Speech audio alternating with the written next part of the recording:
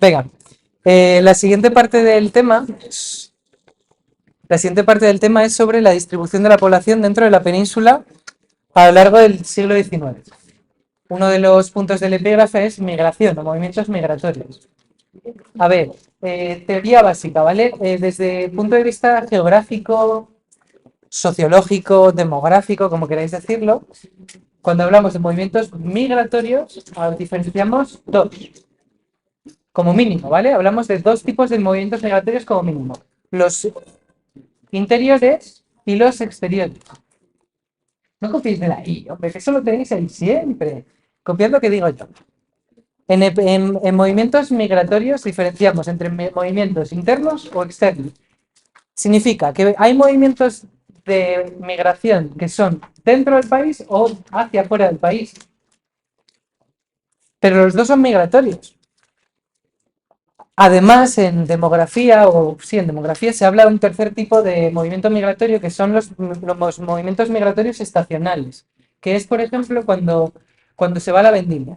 ¿Tenéis algún familiar que haya ido a trabajar a Francia a la vendimia? No, madre mía, ¿en serio?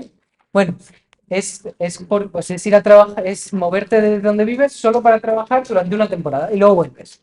Eso se llama movimiento de golondrina, en demografía. Bueno, entonces cuando hablemos de movimientos migratorios, no es que solo estemos hablando de los españoles que se fueron a América y demás, sino que también hablamos de, en concreto, y a lo largo del siglo XIX, el éxodo rural, ¿vale? El éxodo rural, ese es el concepto que tenemos que manejar, el éxodo rural. Esto es una introducción, de lo que estoy hablando, no estoy hablando estrictamente de lo de la diapositiva. Éxodo rural es cuando, debido a la revolución agrícola, acordaos el otro día que os hablaba de que las dos condiciones necesarias para la revolución industrial son revolución agrícola, revolución demográfica, ¿no? Revolución agrícola implica que la gente tenga que trabajar menos en el campo, porque lo hacen más las máquinas, o lo hacen más, pues por ejemplo, los abonos o otras tecnificaciones que utilices para el campo. Eso hace que se necesiten menos gente para trabajar en el campo. Entonces esa gente va a irse del campo y eso se llama éxodo rural. Es cuando, debido a las mejoras en el mundo de la producción agrícola y debido al crecimiento de la población, gran parte de la población acude a las ciudades porque ya no tienen trabajo en el campo. Bien, eso es el éxodo rural. Y eso es lo que ocurre sobre todo durante el siglo XIX. Vale. Y ahora ya sí que voy con la diapositiva como tal. Luego, a ver, ¿cómo se producen estos movimientos de población dentro de la península? ¿O cómo evoluciona la población dentro de la misma península? Recordad que ya desde el siglo XVI y XVII, más bien XVII, el crecimiento poblacional es hacia las costas. Es decir, las mesetas se van quedando atrás en nivel de población cada vez, bueno, es que de forma comparativa crecen menos el interior, lo que son las mesetas, que las costas, tanto porque la población va a modernizarse en las costas, mientras que en el interior no tanto. Es decir, llega antes el desarrollo industrial a las costas que al interior. ¿Eso qué significa? Pues que la medicina moderna, que el acceso a la comida, todo eso va a ser mucho más beneficioso en la costa que en el interior. Tiene lógica, ¿no? Tiene lógica. ¿Por qué? Porque las costas tienen mayor facilidad para comerciar. ¿Habéis visto alguna vez el mapa de la densidad de población de China actual? Estoy hablando de ahora. Si veis el mapa de la densidad de población o del desarrollo económico en China, veis que la mayoría, pero estoy hablando de más del 80% de la población, vive en la costa de China. Y China es enorme. Anda que no tiene interior para que viva población. ¿Por qué el desarrollo se da sobre todo en la costa? Bueno, pues por lo mismo que en España. Porque el acceso al comercio marítimo condiciona el acceso al desarrollo industrial y económico. Bien, ¿no?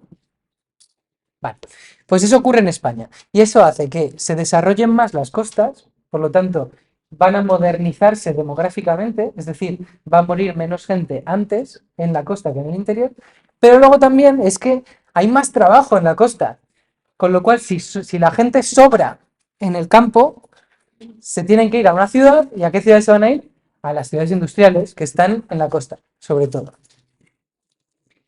También el acceso a la comida que se importa desde fuera es anterior en la costa que en el interior. Si compras trigo de Sicilia Pues el trigo llega por barco. Entonces primero llega a las costas de Valencia y luego ya llegará al interior. Entonces hay mejor acceso a la comida.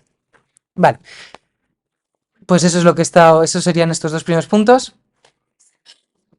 Venga, luego, otra cosa de la que no he mencionado es, las costas tienen tierras más fértiles, el Valle del Guadalquivir, el Valle del Ebro, la huerta levantina, que sería por ejemplo la huerta de Murcia, produce más rendimientos agrícolas que el secano de interior. Lo de secano sí que sabéis que es, ¿verdad? Cultivo de secano, sí, ¿no? Vale, no. El secano es que no riegas los campos, que se riegan solo con la lluvia. Y eso es típico de la meseta, de las dos mesetas, la meseta norte, su meseta sur. El secano produce menos que la agricultura de regadío, que es la que se tiene más acceso en las costas. Pues esto lo habíamos hablado cuando hablamos de Al-Ándalus y incluso de Roma, y qué innovaciones técnicas traían. Cuando hablábamos del regadío, ¿no? Bueno, pues el regadío es más accesible en las costas y el interior era de secano. Pues tiene mucho menos producción. Bueno, y luego ya lo que se está contando antes del transporte a través del mar, pues permite un mayor acceso al desarrollo tecnológico, al desarrollo industrial, a las conexiones comerciales, que el interior, que la comunicación desde la costa al interior es muy compleja dentro de España por la geografía. En consecuencia, la población levantina y meridional se va a duplicar durante el siglo XIX. La población va a crecer sobre todo en las costas y en la zona meridional de España, mientras que lo contrario, que sería el norte y el interior, decrece.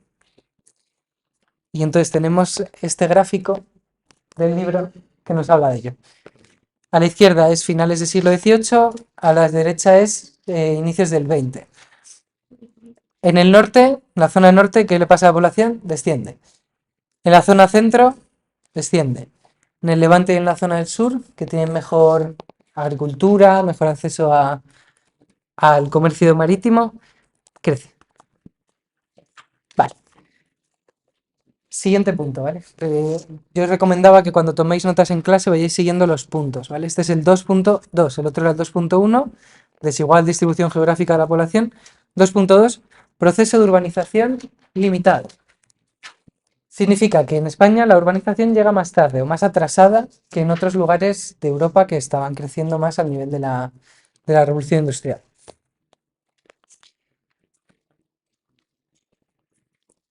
Bueno, aquí es hablar del concepto que os comentaba antes, el éxodo rural. El éxodo rural es que debido a que se produce la revolución agrícola, es decir, el campo mejora sus rendimientos, sobra mano de obra en el campo. ¿Cómo tenían hijos las familias del campo? Pues tenían muchos hijos porque eran quienes les ayudaban a trabajar en el campo.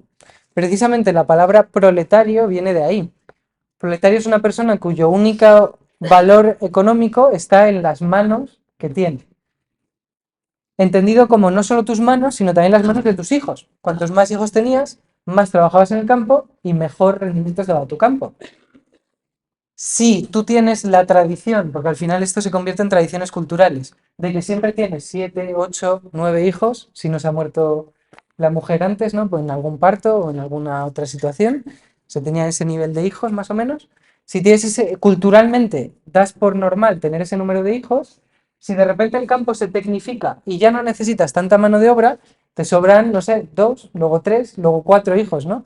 Esos hijos no tienen trabajo como tal en el campo, tienen que irse a otro sitio, a la ciudad, que será la mano de obra que se utilizará en las fábricas. Bueno, esa mano de obra era absorbida por las industrias urbanas. Bueno, esto es en teoría.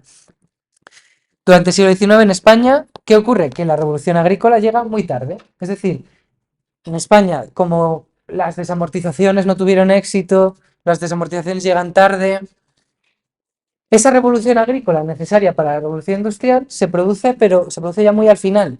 Estamos ya a finales del siglo XIX casi, cuando se produce. Con lo cual, el crecimiento urbano, el proceso de urbanización, va a llegar más tarde que en otros lugares de Europa. El proceso de urbanización ligado a la industrialización llega más tarde en España. El éxodo rural se aplaza a finales de siglo y en verdad sobre todo al siglo XX. Es más, es que el éxodo rural en España más fuerte se da durante el franquismo, lo cual nos habla de que España es un país muy atrasado respecto a Bélgica, respecto a Alemania, respecto a Reino Unido. Bueno, en 1900 la población principalmente era todavía rural, 91% vivían en localidades de menos de 100.000 habitantes. Solo había dos grandes ciudades, que son Madrid y Barcelona.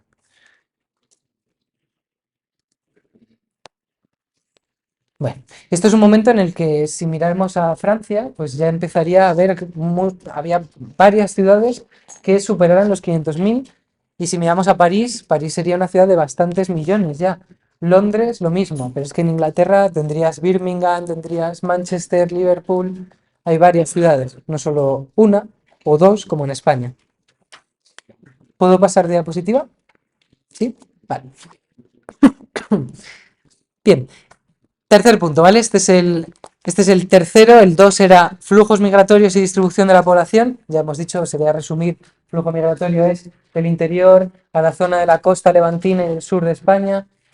Hablar de cómo el éxodo rural llega muy tarde, ¿no? Se produce solo al final, debido a que la revolución agrícola llega muy tarde a España.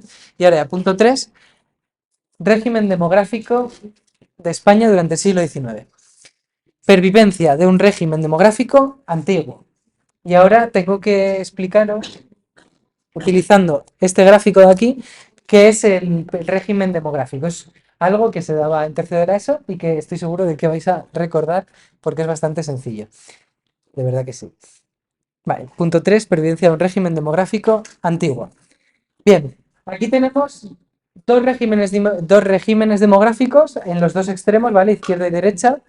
Y en medio tenemos el periodo de transición entre ambos regímenes demográficos. El régimen demográfico antiguo, en el caso de España, se extiende hasta mediados o incluso finales del siglo XIX.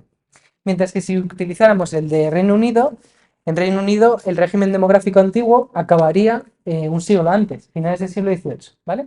Entonces esto para cada país es distinto. Entonces aquí que tenemos un modelo, esto sería un modelo, es algo teórico, no significa que los países sean 100% así todos. ¿Qué ocurre?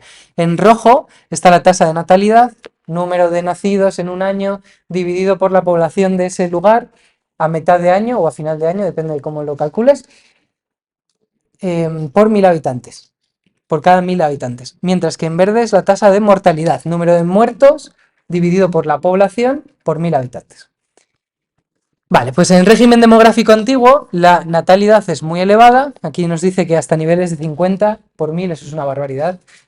Hablaríamos de 40. En el caso de España habíamos dicho 34, ¿verdad? Al inicio del tema. Significa que por cada 1.000 habitantes hay 34 nacimientos. Muy elevado. Familias de 5, 6, 7, 8 hijos.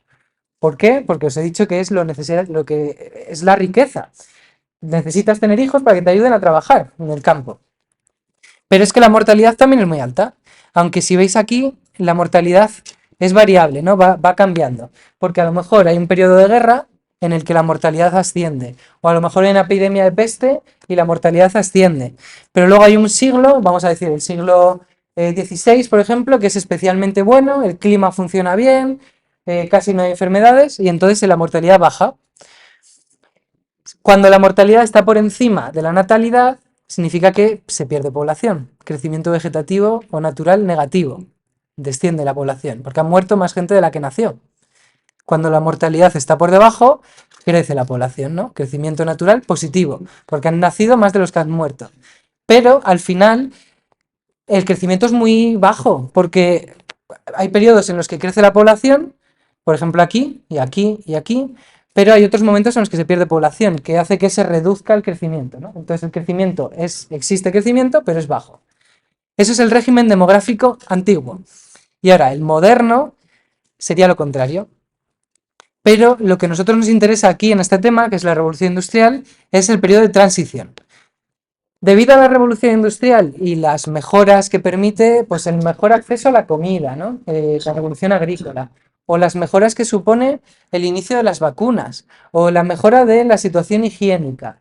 Todas estas diferentes avances de la revolución industrial hacen que ocurra un primer periodo de transición en el que la mortalidad desciende muy, muy rápido.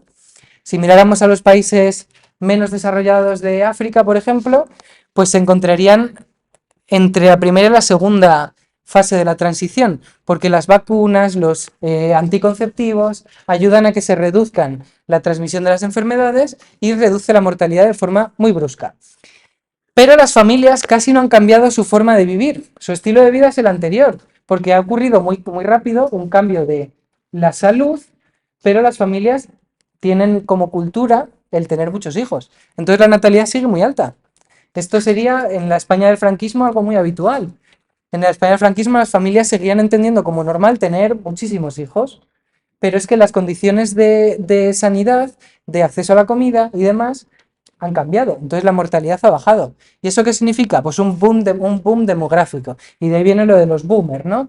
Ok, boomer se refiere a referirte a la gente que es del baby boom, que precisamente son los nacidos entre los años 60 y 70, debido a que la natalidad era muy alta, pero la mortalidad ya había bajado. Bien, luego hay un segundo periodo de transición demográfica, que es que la familia ya no le interesa tener tantísimos hijos como antes, porque ya no se mueren tantos, es así de triste, entonces la familia empieza a cambiar su cultura, las familias empiezan a cambiar su cultura y se acercan a lo que es la España de los años 2000 o 90, que sería el régimen demográfico moderno, en que la mortalidad es baja, pero la natalidad también ha bajado. Hoy día, en 2023, estaríamos en un siguiente periodo, que aquí no está, en el que la natalidad baja todavía más la natalidad, y la mortalidad va a empezar a subir, porque va a haber un porcentaje de población anciana mayor que va a significar que se van a morir más, entonces la mortalidad vuelve a subir, pero no por enfermedades, sino porque hay mucha población vieja. Vale, pues eso es el modelo de transición demográfica, ¿se entiende, no? Entonces esto sería antes de la revolución industrial, inicio de la revolución industrial, y luego ya cuando la revolución industrial se establece, llegas a finales de segundo periodo de transición y régimen demográfico moderno. ¿Bien? ¿Alguna duda? ¿Nada? Pues eso lo tenéis que saber, ¿vale? Para poder entenderlo y poder explicarlo. Y ahora vamos a hablar de cómo fue en España ese proceso. Bueno, en demografía utilizamos para explicar cómo evolucionan las poblaciones el modelo europeo de transición demográfica, que es lo que acabo de explicar ahora mismo.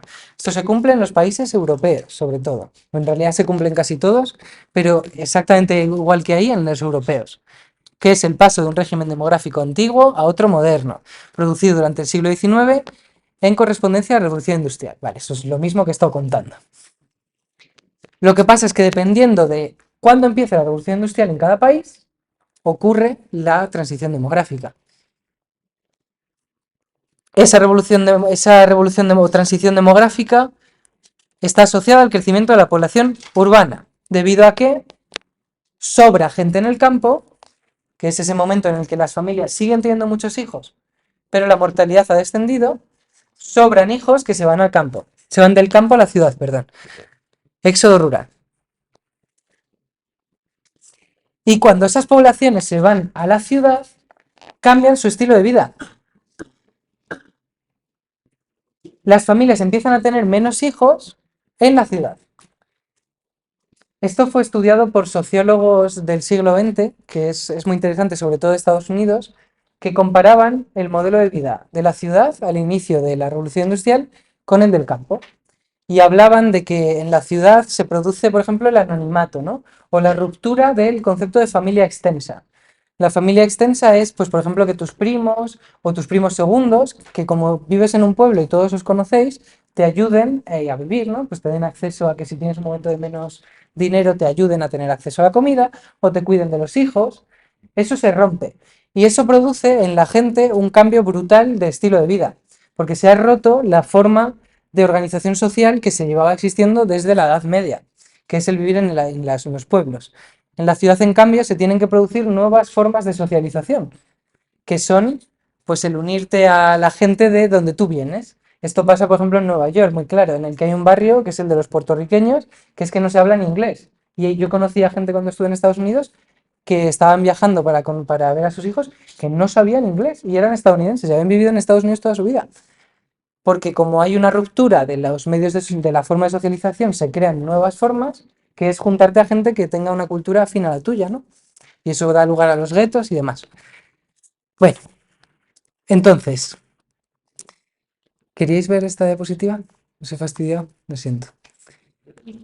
A ver, en el fondo esto lo que vais a tener que contar es que la transición demográfica en España se produce muy tardíamente, ya a finales del 19, debido al atraso de la introducción de la revolución industrial.